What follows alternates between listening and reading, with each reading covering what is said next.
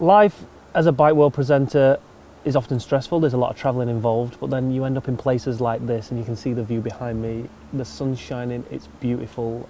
I wouldn't exactly call this a job, but we do still have work to do, and today's work is all on the KTM 1290 Super Adventure S.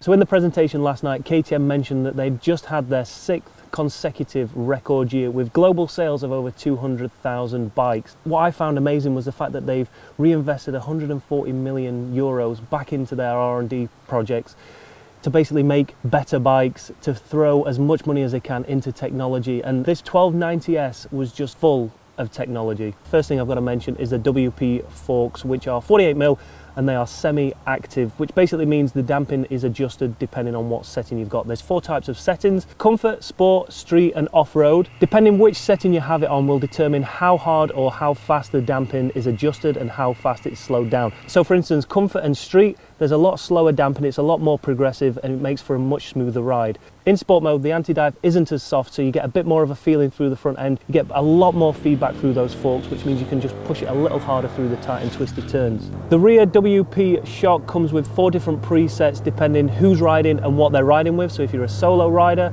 if you're a solo rider with luggage, if you're 2-up or 2-up with luggage, you can set that preset, which will make for a much more comfortable ride. The new Tft Screen is brilliant. There's no reflection on it with it being Gorilla Glass. It's just like having an iPad sat in front of you. All the information you need is clearly displayed, and it won a CES award for innovation. It's really clean, really crisp. I personally really like it. I know a lot of people like the old school analog tachos, but this is kind of the future, so this is where all the technology is heading, and you're going to see bikes with these all over now. Another cool feature is the illuminated switch gears on both sides. Made it really easy to spot them in the dark, and it's just a really nice little touch. So I've noticed some feedback on that front end already, and it's a bit polarized. Some people don't like it, some people like it. And the reason KTM have done it is because of the LED lights. Now the LED lights need cooling down because they do get very hot. And the way they do that normally is they bolt them to a block of aluminium. Now normally that aluminium's hidden behind a plastic cover, but they tried to incorporate it into the design. So right down the middle strip is the block of aluminium, which the LEDs are bolted to. The engine is 160 brake horsepower, which makes it the most powerful in the sector. I can't believe I'm saying there's a bike with 160 brake horsepower that you could technically go off-road on.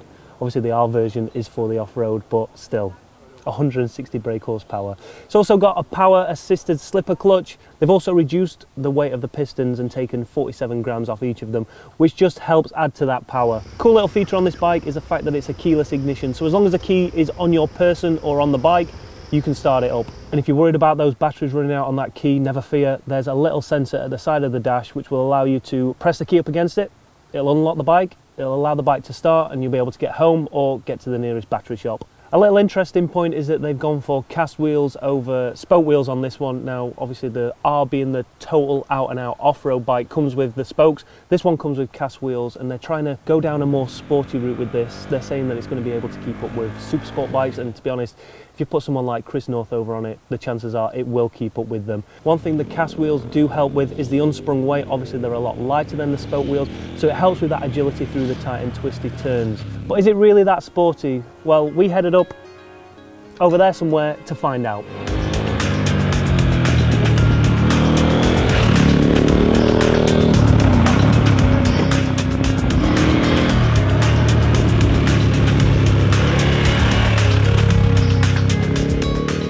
So KTM brought us out to Corsica, and I've never been here before, but it's an absolute stunning location. There's literally everything you need to test ride a bike here. Nice open roads, tight twisty roads, sunshine most of the time, and when we set off we headed down the coast road, and then we headed up into the mountains. And because of the weight of it, I was a little apprehensive going into the tight and twisty turns, but as the day went on, as I was able to push it more, as the roads dried out, as the sun came out, I started to push more and more, became more confident in it, and then I realised just how good this bike is. With the assistance of the cornering ABS, you could get really hard on the brake. There's a few times I made a few mistakes, went into a few corners a little bit too hot, just had to apply more front brake, and the bike just stuck. It just stuck every time I asked it to. Just pitched it into the turns and it turned. And you soon lose the concept that this bike weighs over 215k out on those roads. So this KTM comes with a great travel pack, includes heated grips, ABS, quick shifter like the majority of bikes nowadays. I had a little bit of a play with the settings. Was using the ABS to begin with on the road setting, and it worked phenomenal. On the back brake as hard as you want, on the front brake as hard as you want, and the ABS kicked in and it kept you nice and safe. After a few hours on the bike, I decided to switch it to off-road just to see what difference it made, and going into the first hairpin on the back brake, trying to back it in a little bit for the cameras, make it look good obviously. It came around a little too much and I nearly fell off. But don't tell KTM that.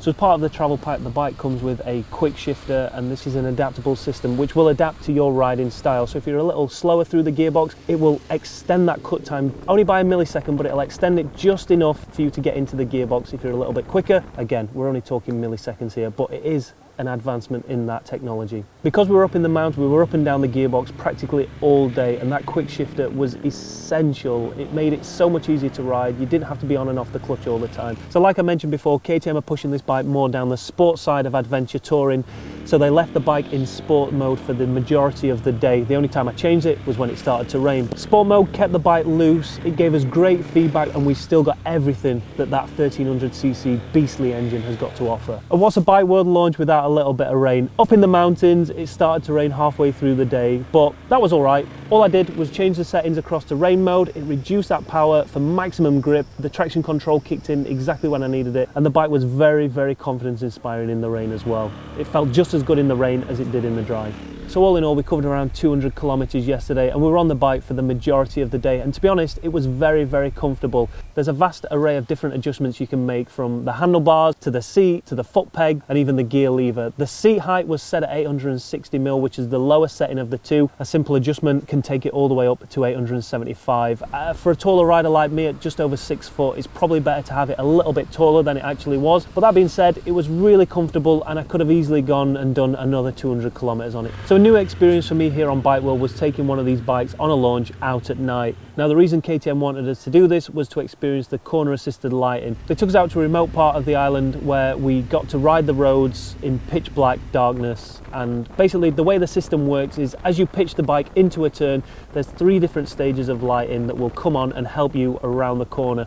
The further you lean into a corner or the longer the turn, the brighter the light will shine, which will allow you to see through the corner a lot more, which means you can be a little more aggressive and a little bit faster through those turns. So like all modern bikes, in fact, the modern world, connectivity is essential nowadays, and with the KTM MyRide you can receive phone calls, you can listen to your music, you can scroll through your music, all from the comfort of the bike without having to touch your phone. There's a little compartment to pop your phone in with a USB charger, which means you can listen to your music all day and receive calls, which is pretty cool. Brembo brakes all round, 4-pot radial calipers on the front. As you'd expect from Brembos, they were brilliant. They stopped me when I needed to. Now I don't know if it was a combination of the brakes, the semi-active suspension, all the electronics package that's going on in that bike, but there's a few times when I could have easily come a cropper, but with the cornering ABS, I don't know what it was, but thankfully it might have been wizardry, but whatever it was, it helped me stick to the road, and thankfully I didn't come a cropper. So hopefully here at Bike World we're inspiring you to get out and find new locations, and what better bike to do it on than the KTM 1290 Super Adventure S. But how much is it going to set you back? The bike retails for $14,299 with 2 different colour options in the black and the KTM orange. This bike sits in a hotly contested genre of sports adventure bikes alongside the likes of the Multistrada and the BMW GS. I think we should take all 3 of these bikes across to Wales, have a bit of a head-to-head challenge with Chris Northover, spend a couple of days there, really get to know these bikes and see which one comes out on top.